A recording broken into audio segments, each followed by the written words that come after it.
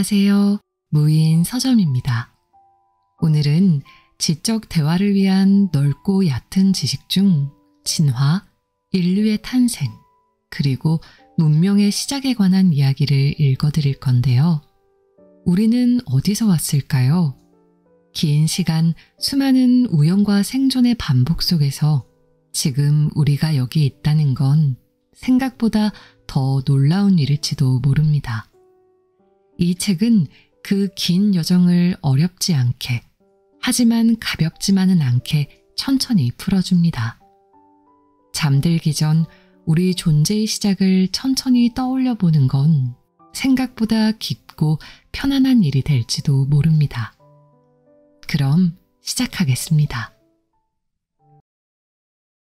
진화에 대하여. 진화론에 대한 오해와 진실. 인류의 탄생을 알아보기 전에 우선 진화에 대해 살펴보는 것이 좋을 듯하다. 진화론은 오늘날 대중적으로 친숙한 개념이다. 과학에 익숙한 사람이든 과학에 익숙하지 않은 사람이든 진화론이 창조론에 비해 더 합리적이고 사실에 가깝다고 생각한다. 신앙이 두터운 사람도 마찬가지다. 오늘날 진화론에 반대하기란 쉽지 않다. 다양한 생물들이 환경에 적응하고 변화함으로써 지금의 다양한 모습이 되었다는 진화론의 세계관은 지역, 문화, 종교를 넘어 널리 받아들여지고 있다. 하지만 막상 사람들에게 물어보면 대다수가 진화론에 대해 오해하고 있음을 알게 된다. 그래서 지금부터는 진화론에 대한 대표적인 두 가지 오해를 풀고 가려고 한다. 그래야 우리는 동물원의 원숭이도 언젠가 인간이 되느냐 같은 질문을 하지 않게 될 것이고, 진화의 한 갈래인 인류에 대해서도 심도 있게 이해하게 될 것이다. 진화에 대한 대표적인 두 가지 오해는 다음과 같다. 첫째는 환경에 적응하면서 획득한 형질이 후손에게 유전된다고 생각하는 오해. 둘째는 진화가 선형적으로 이루어진다고 생각하는 오해다.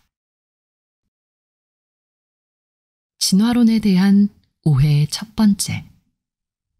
획득 형질의 유전. 진화론에 대해 설명해 달라고 하면 생각보다 많은 이가 이렇게 답한다. 예를 들어 기린의 목이 긴 것은 높이 있는 먹이를 먹으려고 오랜 시간 노력했기 때문이야. 이것이 진화가 이루어지는 방식이지. 하지만 이런 설명은 진화론에 대한 가장 큰 오해다. 물론 넓은 범위에서는 진화론에 포함할 수 있지만 우리가 말하고자 하는 다윈의 진화론은 아니다. 대신 이러한 이론은 용불용설이라고 하는데, 이는 프랑스의 동물학자 라마르크가 주장한 이론이다. 그는 다윈보다 앞서 진화론을 주장했다는 점에서 진화론의 선구자라고 할 수 있다.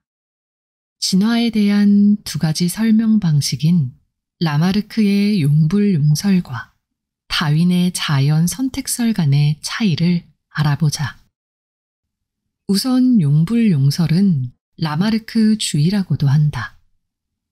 라마르크는 1809년에 저술한 동물 철학에서 진화를 다음과 같이 설명했다. 동물들은 살아가면서 자신에게 필요한 특정 형질을 발달시키고 이렇게 획득한 형질은 자손에게 이어진다. 이 생각은 매우 상식적이지만 실제로는 그렇지 않다. 개별 개체가 획득한 형질은 다음 세대에 유전되지 않는다. 예를 들어 평생 오른팔로 창 던지기를 해서 오른팔만 발달한 사람이 있다고 해보자. 그가 아이를 낳았다면 아이의 오른팔이 발달된 상태로 태어날 것인가? 그렇지는 않다. 개체가 환경에 적응하며 획득한 형질이 다음 세대에게 전해지는 것이 아니다. 라마르크의 진화론은 신에 의한 창조를 믿는 시대의 혁명적이고 과학적인 이론이었던 것은 사실이지만 많이 사용한 부분이 점차 발달한 것이라는 생각에 기초했다는 점에서 사실과는 차이가 있다. 이후 50년이 지난 1859년 영국의 생물학자 찰스 다윈은 종의 기원에서 자연 선택설을 제시함으로써 생명과 인간의 진화에 대한 통찰을 보여주었다. 자연 선택설은 환경에 적합한 생물이 생존과 번식에서 우위를 점할 수 있기에 점차 그의 형질을 다음 세대로 퍼뜨리게 된다는 이론이다. 다윈은 이를 쉽게 이해시키기 위해 자연 선택과 인공 선택을 비교했다. 예를 들어 육질이 좋은 소는 인공 선택의 결과다.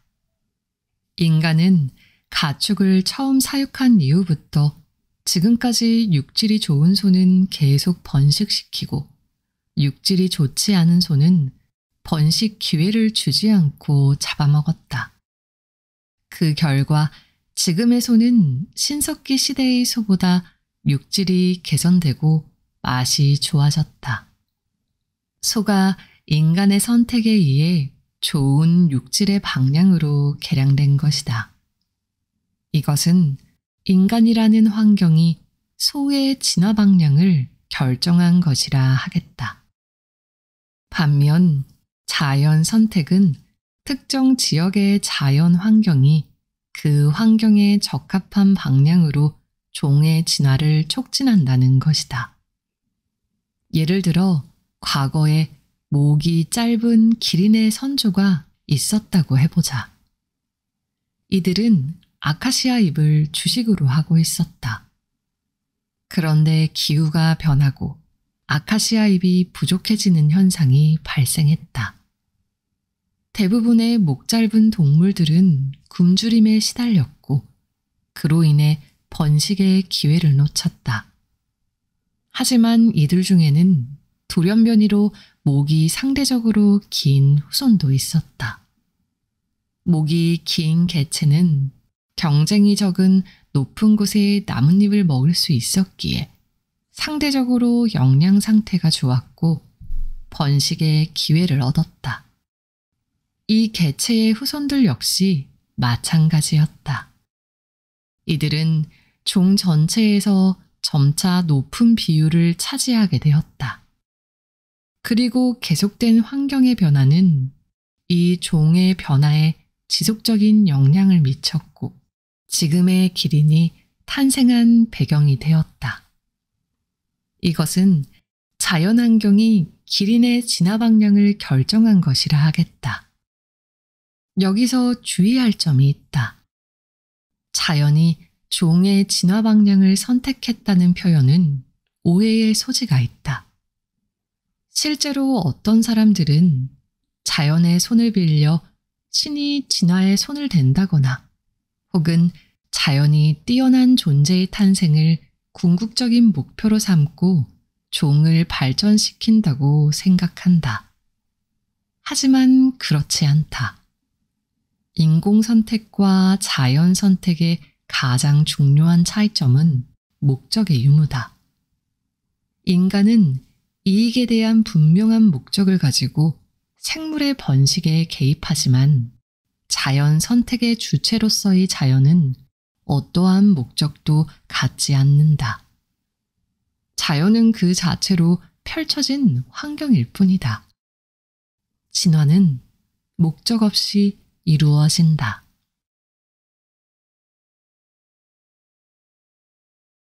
진화론에 대한 오해 두 번째. 진화에 대한 선형적 이미지. 진화론에 대한 두 번째 오해는 진화를 선형적인 발전의 모양으로 상상한다는 것이다. 예를 들어 원시적인 박테리아가 어류와 양서류가 되었고 이후에 파충류와 포유류가 생겨났고 마지막에 이르러 유인원과 현대의 인류가 진화했다고 생각하는 것이다. 이러한 이미지를 갖고 있을 때 우리는 자연스럽게 다음과 같은 질문을 하게 된다. 그렇다면 많은 시간이 흐르면 원숭이도 언젠가는 사람이 되지 않겠는가?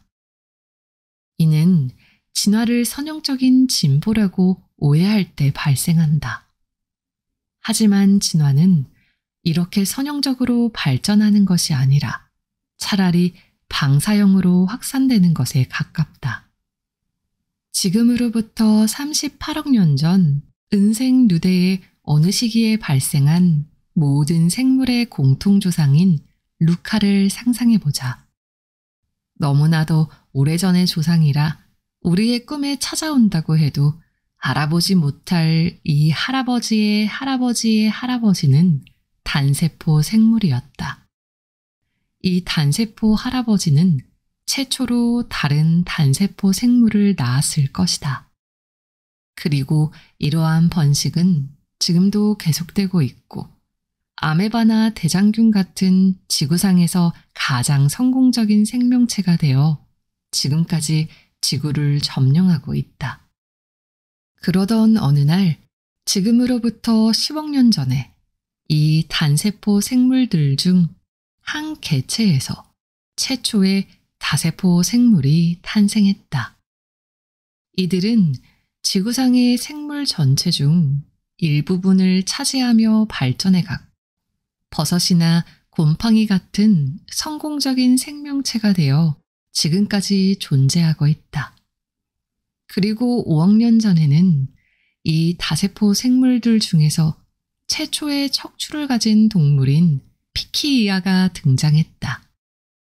이어서 여러 척추 동물 중에서 어류가 등장했고 수많은 어류가 진화의 가지로 나뉘며 뻗어나가 지금까지 바다를 점령하고 있다. 어류 가운데 하나의 가지에서 파충류와 양서류가 등장했다. 파충류의 일부가 조류가 되었고 포유류 일부는 유인원이 되었다. 유인원 중 일부는 원숭이나 침팬지가 되어 지금까지 숲에 완벽히 적응해 살고 있고 다른 유인원의 가지는 나름의 방향으로 진화하며 인류를 포함하는 영장류로 나아갔다. 단세포 생물과 곰팡이와 어류와 파충류와 유인원은 지금도 번성하며 자신들만의 진화 과정을 밟아가고 있다. 인류도 그중 하나의 가지로 분화해 나름의 방향으로 진화 과정을 따라가고 있을 뿐이다. 아메바나 대장균은 원시적인 종이고 인류는 진화의 끝에 도달한 가장 완성된 존재라고 생각하는 것은 진화에 대한 오해다. 원숭이가 사람이 되는 일도 사람이 원숭이가 되는 일도 없다. 각각의 종은 가지를 뻗어나가며 각자의 진화 과정을 밟을 것이다. 그리고 진화한 원숭이도 진화한 인간도 모두 지구에서 사라지는 먼 미래가 되면 그때도 진화한 단세포 생물들이 여전히 지구를 점령하고 있을 것이다. 우리는 진화론에 대한 두 가지 오해를 알아보았다. 그것은 용불용설과 선형적 진화 이미지였다. 현대의 진화학은 이러한 오해를 극복하며 발전하고 있다. 용불용설은 자연 선택설로 대체되었고 선형적 진화 이미지는 방사형 진화 이미지로 대체되었다. 여기에 더해 유전학과 생물학의 발전은 진화론의 메커니즘을 더 세밀하고 세련되게 묘사하고 있다. 이외에도 기존의 진화학이 물질적 측면에 집중했던 것과는 달리 인간과 동물의 심리를 진화적 관점에서 이해하려는 진화 심리학이 등장하기도 했다. 인간의 진화는 이제 하나의 가설이라기보다는 사실에 가깝다. 이러한 이해를 바탕으로 지금부터 인류의 탄생과 진화에 대해 살펴보려 한다. 인류의 탄생, 각지로 퍼져나간 현생 인류. 지금으로부터 600만 년 전 모든 인류의 조상이 탄생했다. 지구가 탄생한 지 45억 년이 지났고 빅뱅 이후로는 138억 년이 지났을 무렵이었다. 아프리카를 떠돌던 보통의 유인원 무리 중에 다른 유인원들과 그다지 달라 보이지 않는 한 개체가 있었다. 이 개체는 스스로를 상상조차 하지 못했겠지만 먼 미래에 인간과 침팬지의 공통 조상이 될 존재였다. 실제로 침팬지와 인간은 깊은 유사성을 갖는다. DNA 염기 서열의 97%가 일치한다는 것은 이미 잘 알려져 있고 성향 면에서도 집단 생활을 하거나 커뮤니케이션을 중요시하는 등 비슷한 행동 양식과 사회성을 갖고 있다. 이러한 성향은 인류의 것도 침팬지의 것도 아니라 바로 이 공통 조상의 특징이었을 것이다. 인류는 이 공통 조상으로부터 진화의 가지를 분리해 나왔다. 초기 인류는 공통 조상과 크게 다르지 않은 모습이었다. 이들은 매우 천천히 환경에 적응하며 진화해 갔다. 진화의 역사에서 등장하는 인류는 일반적으로 원인, 구인, 신인으로 구분한다. 각각에 대해 살펴보자. 우선 가장 오래되고 원시적인 인류인 원인. 지금으로부터 300만 년 전에 등장했다. 오스트랄로피테쿠스로 대표되는 이들은 50만 년 전까지 아프리카 대륙에 서식했다. 동부 아프리카에서 발생해 남부 아프리카를 중심으로 생활한 것으로 보인다. 이들은 지금의 인류와는 모습이 많이 달랐다. 오늘날의 인간과 원숭이의 중간 정도의 모습이었다. 이들을 일컫는 원이, 원숭이인 이유가 여기에 있다. 오스트랄로피테쿠스의 뜻도 남방의 원숭이다. 다만 오늘날 우리가 생각하는 원숭이와는 달리 꼬리가 없고 두 발로 걸을 수 있었다. 뇌의 용량은 500cc 정도로 고릴라보다 조금 컸고 지능이 높고 엄지손가락이 발달해 단순한 석기, 짐승뼈, 나뭇가지로 도구를 만들어 사용할 수 있었다. 선조가 나무에 의존해 숲속 생활을 했던 것과 달리 이들은 남부 아프리카 사막지대를 떠돌며 식물을 채집하고 작은 동물을 사냥하며 삶을 이어갔다. 150만 년 전 두 번째 인류인 원인, 프로토맨이 등장했다. 여기서의 원은 근원을 뜻하는데 호모 에렉투스가 여기에 속한다. 이들에 이르러 직립 자세가 거의 완성되었기에 직립한 인간이라는 뜻의 호모 에렉투스라는 이름을 얻게 되었다. 이들의 두개골은 아직 원숭이와 유사한 원시적인 형태였지만 오스트랄로피테쿠스에 비해 뇌의 용량이 크게 늘어나 1000cc 정도가 되었다. 높아진 지능으로 주먹도끼나 돌칼 등의 정교한 석기 동구를 만들어 썼는데 이들의 도구 중에 독특한 것은 다른 도구를 만들기 위한 도구가 있었다는 것이다. 예를 들어 끝이 뾰족한 막대기를 만들기 위해 날카로운 돌 조각을 만들어낸 것이다.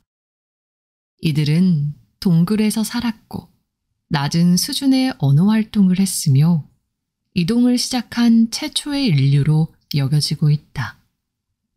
그래서 이들의 화석은 아프리카, 유럽, 아시아 대륙에 걸쳐 매우 넓은 지역에서 발견되었다. 지역에 따라 자바 원인, 베이지 원인, 아프리칸 트로프스, 메간 트로프스, 하이델베르게신스 등으로 구분한다. 호모 에렉투스는 큰 뇌를 가지고 있었다는 점에서 다른 동물들 혹은 그들의 앞선 세대와는 차이를 보인다. 하지만 그들의 뇌가 왜 커졌는지에 대해서는 정확히 밝혀진 것이 없다. 다만 일부 과학자들은 이 시기 즈음에서 인류가 요리를 발명한 것을 원인으로 본다. 도대체 뇌 용량과 요리가 무슨 상관인가? 그것은 뇌가 너무도 비효율적인 신체 기관이라는 점에서 추론된다. 뇌는 신체 질량의 2%를 차지하지만 전체 에너지의 20%를 소비한다. 자연 환경 속에서 이 비효율적인 기관을 유지하는 것은 거의 불가능에 가깝다. 자연에서 얻을 수 있는 거칠고 영양가가 적은 음식으로는 24시간 동안 꼬박 먹고 소화하는 것만으로도 부족하기 때문이다. 이러한 이유에서 하버드 대학 인류학과의 리처드 랭업은 호모 에렉투스가 불을 사용했을 것이라고 보았다. 화식은 음식물의 조직을 연하게 만들고 쉽게 소화될 수 있게 함으로써 뇌에 충분한 영양을 공급해 주기 때문이다. 인류는 화식을 통해 안정적인 에너지를 공급받을 수 있었고, 이러한 토대 위에서 거대한 뇌가 발달할 수 있었다는 것이다. 하지만 이 주장은 문제를 내포하고 있다. 지금까지 확인된 바로는 호모 에렉투스가 불을 일상적으로 사용했다는 증거가 없기 때문이다. 불을 사용한 흔적은 기껏해야 지금으로부터 70만 년 전으로 올라간다. 반면 호모 에렉투스의 등장은 150만 년 전이다. 설명이 용이하다는 측면만으로 불을 사용한 시기를 앞당기기에는 100만 년의 시간은 너무 과하다. 이러한 반론에 대한 대안은 요리다. 호모 에렉투스가 화식은 아니더라도 최소한 고기를 다지고 저미는 등의 요리를 함으로써 소화 흡수를 빠르게 했다는 것이다. 이 견해는 우리가 알고 있는 근거에 부합한다. 왜냐하면 도구를 이용해 동물의 뼈에서 살을 발라내는 등의 작업은 이미 300만 년 전에 오스트랄로피테쿠스도 하고 있었기 때문이다. 그래서 우리는 이렇게 생각하는 것이 타당하다. 화식 전에 요리가 있었다. 호모 에렉투스에 앞선 선조들은 일상적으로 요리를 함으로써 흡수율이 높은 음식물을 만들어 먹었고, 이것은 소화 효율을 높여 인류가 커다란 뇌를 가지기에 충분한 토대를 제공해 주었다. 이러한 토대 위에서 호모 에렉투스가 탄생한 것이다. 기존에는 호모 에렉투스에 포함하여 분류했으나 지금은 독립해서 구분하는 호모 하이델베르겐시스가 등장한 건 60만 년 전이다. 독일 하이델베르크 근교에서 처음 발견된 까닭에 이렇게 이름 지어졌지만 이후 유럽 지역과 아프리카뿐만 아니라 인도와 중국에서도 화석이 발견되고 있다. 호모 하이델베르겐시스가 중요한 것은 이 고대 선조가 호모 사피엔스와 네안데르탈렌시스의 공통 조상으로 추정되기 때문이다. 이들은 현대 인류와 비슷한 뇌 용량을 가졌고 일상적으로 도구를 만들고 불을 사용할 수 있었다. 20만 년 전에는 세 번째 인류인 구인이 등장했다. 네안데르탈렌시스, 로디 지아인, 솔로인 등이 이에 속하고 신인인 호모사피엔스의 계통으로 추정되는 프레사피엔스도 이때 생존했을 것으로 본다. 특히 네안데르탈레시스의 외모를 언뜻 보면 현대 인류와 다를 것이 없었다. 근육질 몸매에 코가 유난히 크고 턱이 덜 발달하긴 했지만 높은 지능의 언어와 상징 체계를 사용했고 매장의 풍습도 있는 등 현대의 인류의 모습과 크게 다르지 않았다. 이들은 3만 년 전 무렵까지 지구상에 번성하며 뛰어난 석기 문화를 발전시켰으나 이후 빠르게 사라졌다. 4만 년 전에는 인류의 최종 단계인 신인이 등장했다. 이들의 혁명은 호모 사피엔스 사피엔스로 아프리카에서 처음 등장했다. 사피엔스의 어원은 라틴어로 지혜로운 사람이라는 뜻이다. 이들의 뇌의 용량은 1300에서 1500cc에 이르렀고 능숙하게 언어와 도구를 사용했다. 문화적으로는 후기 구석기 문화에 속했다. 이때까지만 해도 네안데르탈레시스를 포함한 여러 인간종들이 공존하고 있었다. 하지만 신인류가 지구 전역으로 퍼져나가며 구인류는 멸종되었다. 이들이 아프리카를 떠나 유럽과 아시아로 퍼져나간 것은 4만 년 전 무렵이었다. 이들은 주로 강이나 해안선을 따라 이동하며 곳곳에 정착했다. 한때는 인류 진화의 역사를 계단식인 선형적 발전의 모습으로 묘사하거나 하나의 줄기에서 출발해서 여러 가지로 나뉘는 나무의 모습으로 그려냈었다. 즉, 오스트랄로피테쿠스가 호모 에렉투스가 되고 다시 네안데르탈린이 되었다가 사피엔스가 되었다고 생각한 것이다. 하지만 지금은 이들을 하나의 연결선이 아니라 다양한 종과 계통의 분화와 혼합의 복잡한 연결고리 가운데 등장한 주요 지점들로 파악한다.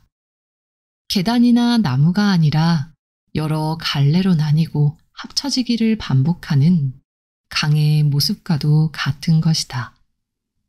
이처럼 복잡한 과정을 거치며 현생 인류가 지구 전역으로 퍼져갔다.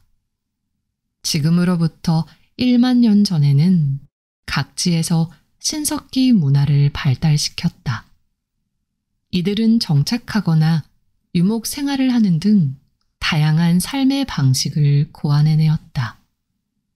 호모 사피엔스의 신체적 특징은 현대의 인류와 완벽히 동일해서 오늘날의 우리와 구분되지 않는다. 아마도 높은 지능과 발달된 언어 능력으로 깊게 생각하고 논쟁도 하고 일상을 꾸려나갔을 것이다. 1만 년이라는 시간은 100년을 사는 인간 개인에게는 너무도 긴 시간이지만 진화에서는 매우 짧은 시간이다.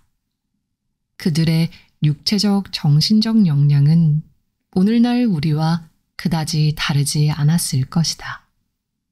따라서 지금의 우리가 상상하는 것처럼 당시 인간의 삶을 어설프거나 원시적인 모습으로 그려내는 것은 사실에 부합하지 않는다. 9,000년 전이 되면 중동의 비옥한 초승달 지대에서 사람들이 농사를 짓기 시작했다. 생산량이 늘어났고 인구가 폭발적으로 증가했다. 농경이라는 반복적인 삶의 패턴은 문화를 발생시켰다. 사유재산에 대한 개념이 생겨났고 이에 따라 계급과 사회제도가 발생했다. 자연과의 조화 속에서 대결하거나 순종하며 살아가던 인류는 이제 자연으로부터 벗어나 사회라는 상징과 관념의 세계로 이주했다. 문명이 탄생한 것이다. 문명의 탄생. 세계 4대 문명과 인간의 삶. 지금까지 알려진 가장 오래된 문명은 4가지다. 세계 4대 문명, 혹은 문명의 요람이라 불리는 이 지역들은 지금으로부터 7,000년 전 무렵부터 세계 각지에서 등장했다. 서쪽부터 차례로 이집트 문명, 메소포타미아 문명, 인더스 문명, 황하 문명으로 불린다. 이들은 모두 청동기 문명이었고 문자를 사용했으며 거대한 도시국가를 발전시켰다. 지리적으로는 커다란 강을 기반으로 한다는 공통점이 있었다. 큰 강은 문명 발달의 필수였다.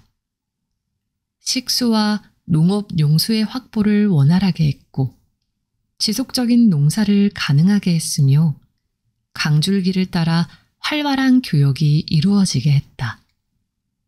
이집트는 나일강을 중심으로, 메소포타미아는 티그리스강과 유프라테스강을 중심으로, 인도 문명은 인더스강을, 황하 문명은 황하강을 중심으로 발달했다.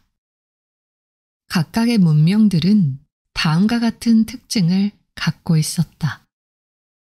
우선 메소포타미아 문명은 지금까지 알려진 가장 오래된 문명으로 지금으로부터 7,000년 전에 존재했다.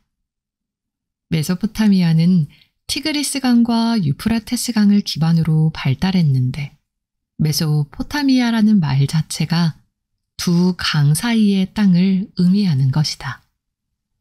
이 지역은 비옥한 초승달 지대라고 불리는 곳으로 홍수가 날 때마다 강의 상류에서 기름진 흙이 떠내려 왔기에 농사를 짓기 좋았다. 이곳의 원주민들은 오래전부터 남부 지역을 중심으로 마을을 형성하며 살고 있었다. 7,000년 전 무렵 수메르인이 이 지역으로 들어왔다. 그들은 원주민과 섞이며 정착했다. 이들이 누구이고 어디에서 왔는지는 밝혀지지 않았다. 다만 그들은 스스로를 검은 머리 사람들이라는 뜻의 수메르인이라고 불렀다. 그들은 문자를 사용했고 저수지를 만들어 강의 범람을 막았으며 하늘의 신과 지상을 연결하기 위한 거대 건축물인 지구라트를 각 도시에 건설했다. 구약 성서의 바벨탑이 바벨론에 있었던 지구라트를 가리키는 것이라는 해석도 있다. 이집트 문명은 5,000년 전 나일강 하류에서 시작되었다. 이집트는 사막과 바다로 둘러싸여 있었던 까닭에 외부의 침입 없이 2,000년 동안 고유의 문화를 유지할 수 있었다.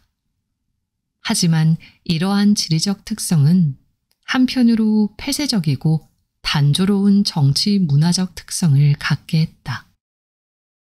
이집트의 농경은 기름진 나일강의 토양을 바탕으로 일찍이 발달했다. 나일강은 해마다 규칙적인 범람을 일으켰는데 이것은 메소포타미아의 상황과 마찬가지로 상류의 비옥한 태적물을 하류로 운반하는 역할을 했다. 나일강변은 언제나 풍요로웠다. 홍수는 규칙적이었고 이집트인은 이를 예측할 수 있었다. 이러한 주기적인 범람과 복구는 기하학과 천문학 그리고 건축술이 발달하는 주요 요인이 되었다. 이집트는 정치와 종교가 결합된 신권 정치였다. 파라오는 정치적 왕이자 신의 아들로 여겨졌다. 그는 강력한 정치적 권력자를 넘어 인간의 삶과 사후를 지배하는 자였다.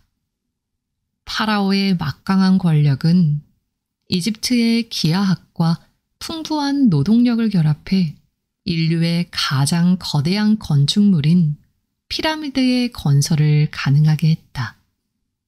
이 외에도 이집트는 태양력과 의학 등 실용 학문이 발달했다. 인더스 문명은 5,000년 전 인더스 강을 기반으로 발전했다. 이 강은 인도 북부에서 시작해 파키스탄을 거쳐 인도양으로 흘러가는데 강줄기를 따라 많은 도시의 흔적과 유적이 발견되고 있다. 이 중 가장 거대한 도시는 하라파와 모헨조다르였다. 두 도시는 구운 벽돌로 건설된 거대한 계획도시였다. 도로망이 정비되어 있었고 상하수도 시설과 공중 목욕탕 등 위생 시설을 갖추고 있었다. 인더스 문명은 다양한 종족의 사람들이 어울려 사는 국제 도시의 면모를 보였는데 그것은 바다를 통해 메소포타미아와 활발히 교류했기 때문이었다. 하지만 이 활력 넘치는 도시들은 지금으로부터 4,000년 무렵 서쪽으로부터 들어온 아리아인에 의해 멸망했다. 아리아인은 원주민들을 정복하고 정착하여 자신들의 종교적, 철학적 경전인 베다를 전파했다. 마지막으로 동아시아의 황하 문명은 지금으로부터 4,000년 전 무렵에 설립되었다. 다른 문명들과 마찬가지로 이 지역도 황하강을 중심으로 발달했다. 황하 유역의 황토지대는 농사에 알맞은 토양이었다. 이 지역 사람들은 조와 수수를 재배했고 개나 돼지 등 가축을 사육했다. 작은 촌락과 마을 중에는 도시국가로 성장하는 지역도 있었다. 가장 오래된 왕조는 전설 속의 하 왕조로 황하 문명 초기에 발생했을 것으로 추정된다. 하 왕조를 이은 상 왕조는 은이라고도 불렸는데 전설로만 이어지다가 20세기 들어 유적과 유물이 발견되면서 실제 했던 왕조였음이 점차 밝혀지고 있다. 우리는 4대 문명권을 대략 살펴보았다. 사실 이러이러한 문명이 있었다는 정보보다 우리의 관심을 끄는 것은 당시를 살아간 사람들의 생각과 삶의 모습이다. 수천 년의 시간을 거슬러 인류 문명 초기의 사람들은 어떤 삶을 살고 있었을까? 그들은 무엇을 하고 무엇을 느끼고 무엇을 생각했을까? 현대인은 자신이 과거의 사람들보다 진보했다고 믿는다. 고대인은 어쩐지 교육받지 못했고 미개하며 원시적인 삶을 살았을 것이라고 상상하는 것이다. 어떤 면에서 이러한 생각은 타당할지 모른다.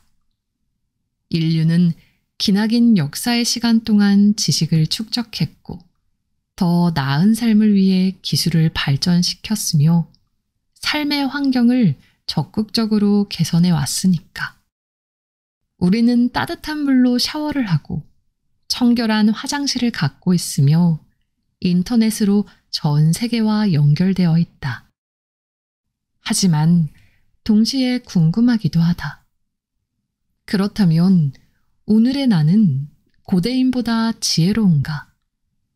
그들보다 인생을 더 가치 있게 살아가고 있는가?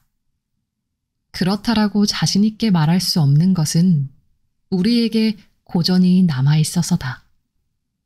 우리가 태어나기 수백 년 전, 수천 년 전에 살았던 사람들이 남긴 기록 안에서 오늘 나의 고뇌와 욕망을 고스란히 비춰보게 되어서다. 그들은 우리와 다른 존재가 아니었다.